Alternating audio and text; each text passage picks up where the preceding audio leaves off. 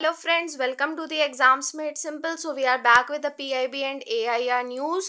So कुछ reasons की वजह से हम पिछले 2 दिन वीडियो नहीं बना पाए थे, but you don't have to be disappointed. और अभी जो हम न्यूज़ लेकर आए हैं वो पूरा कंपाइलेशन है 23 से 25 मार्च का, तो इसमें आपका कुछ भी लॉस नहीं होगा and you can definitely trust. अभी मतलब जो रेगुलर व्यूअर्स हैं उनको अभी तक समझ में आ गया होगा कि आपका किसी भी तरीके से हम लॉस होने नहीं देते हैं। ओके, सो अगर कुछ ऐसा हो जाता है so please keep patience, we will definitely recover your loss. Okay, अब क्वेश्चंस देख लेते हैं।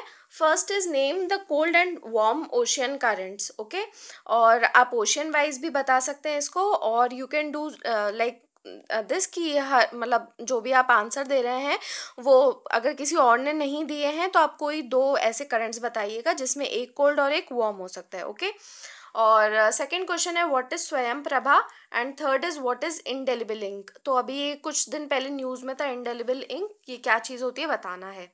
Now let's come to the news. So first is the induction of Chinook helicopters in Indian Air Force. Chinook helicopters को induce किया गया है Indian air force में। तो ये मल्टी रोल हेलीकॉप्टर्स हैं and they are going to be used in life saving role during HADR। ठीक है, HADR मिशन जो होते हैं उनमें इनका यूज़ किया जाएगा। मल्टी रोल हेलीकॉप्टर्स रहते हैं। HADR क्या होते हैं? Humanitarian assistance and disaster relief missions. ठीक है, जैसे कि अभी हमने मोजाम्बिक में इंडियन नेवी ने भेजा था, उस तरीके के मिशंस इंडिया का जो एयरफोर्स है वो भी कंडक्ट करता है।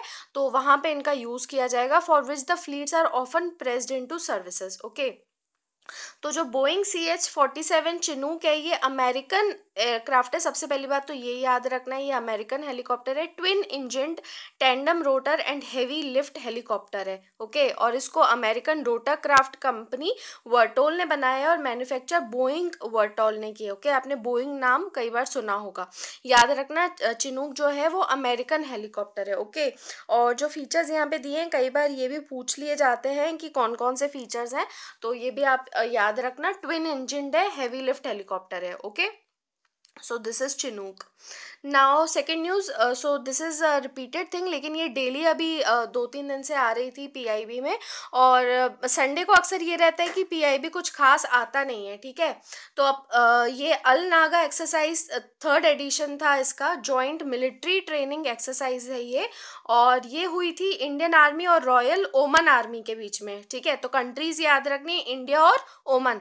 और कौन सी एक्सरसाइज थी? Al Najah. Okay, it was a military exercise, 3rd edition था और ये ओमन में ही हुई थी। Now third news is that NITI Aayog organises fintech conclave 2019। तो नीति आयोग ने ऑर्गेनाइज किया है फिनटेक कॉन्क्लेव न्यू दिल्ली में, और इसका जो पर्पस था वो था to build the narrative of future strategy and policy efforts and to deliberate steps for comprehensive financial inclusion.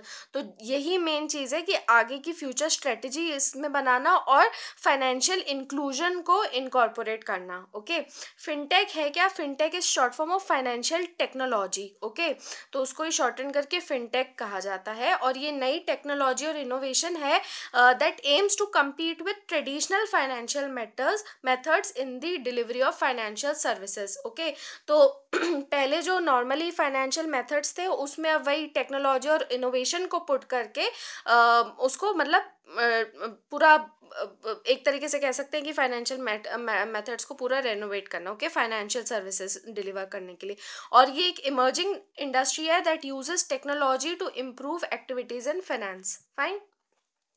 अब health ministry has commemorated the world TB day. Ministry of health and family welfare ने ये commemorate किया world TB day को, और इसके लिए एक function, एक ओकेजन रखा गया था। और गोल क्या है हमारा TB को एलिमिनेट करने का? TB is tuberculosis. ओके, और इसको एलिमिनेट करने का जो गोल रखा गया है वो 2025 का रखा गया है, 2025। और world tuberculosis 2019 was observed on world tuberculosis day जो था इस बार का 24 मार्च को ऑब्जर्व किया गया था, और थीम जो थी वो थी इट्स टाइम। ओके, मतलब it's time finally to eliminate it. Okay, तो 24 मार्च याद रखना, ट्यूबरकुलोसिस डे। और इस दिन क्यों मनाया जाता है? क्योंकि 24 मार्च 1882 में जो ट्यूबरकुलोसिस का बैक्टीरियम होता है उसको डिस्कवर किया था डॉक्टर रॉबर्ट कूच ने। ओके, तो इसी दिन डिस्कवर किया था 24 मार्च को। अब वर्ल्ड मीटेरोलॉजिकल डे, तो it was observed on 23 March, और इसकी जो थीम थी it was the sun, the earth and the weather.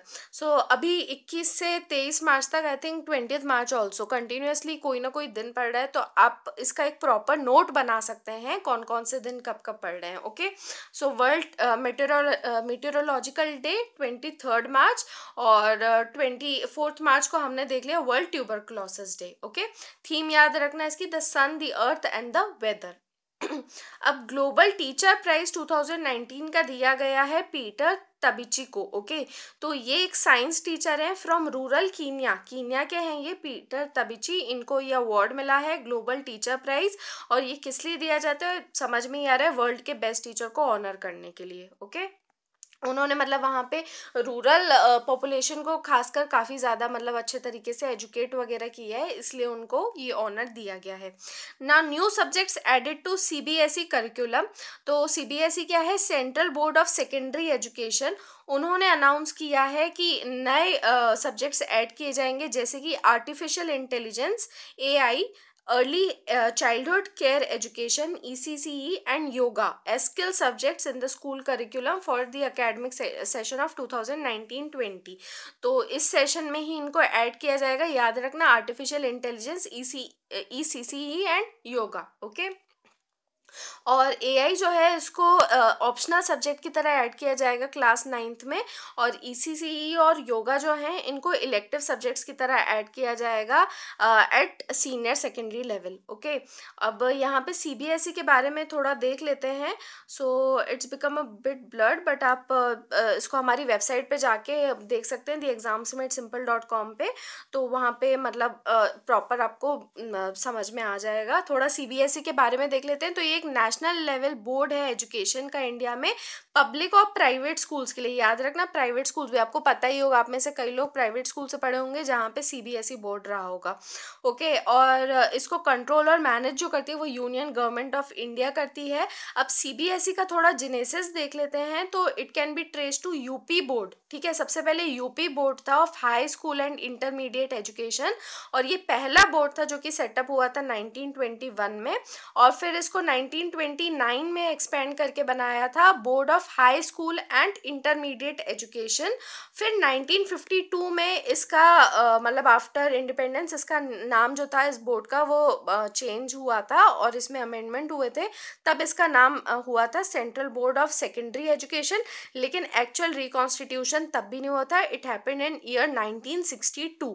ठीक है, अब सीबीएसई क्या रोल करता है, क्या रोल प्ले करता है, तो it conducts the final exams for class 10th and class 12th। तो 10th और 12th बोर्ड के एग्जाम्स कंडक्ट करता है, और बुक्स तो मतलब आपको पता ही है।